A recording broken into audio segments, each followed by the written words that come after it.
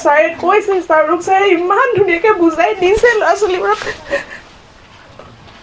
তাহাঁতি অকল অনুভৱ কৰক আৰু নিজৰ জীৱনটো গঢ়ক।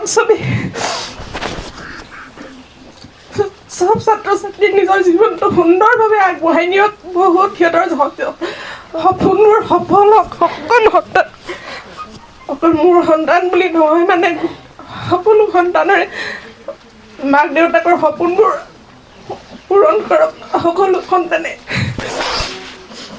আগতে ফিলবাৰী হাইস্কুলত আগতে এবাৰ দেখিছিলোঁ, কিন্তু মিটিংখন ইমান শেষলৈকে মই থাকিব পৰা নাছিলোঁ মোৰ সৰু পোৱালিটো থকাৰ বাবে। তাৰপিছতে এনেকুৱা এটা অনুষ্ঠান মানে হ'ব লাগে বুলি মনতে সদায় ভাবি থাকোঁ। মানে ল'ৰা ছোৱালী অকল পঢ়া শুনাত চোকা হ'লেতো নহ'ব, সমাজখনো ভালদৰে সুশৃংখলিতভাৱে চলি যাব লাগিব। খুব ভাল লাগিলে আৰু আমিও সঁচাকৈ নিজৰ মা দেউতাক মনত পৰি গ'লো। মানে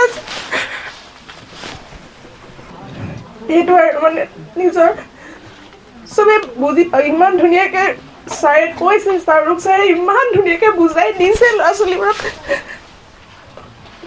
তাহাঁতি অকল অনুভৱ কৰক আৰু নিজৰ জীৱনটো গঢ়ক।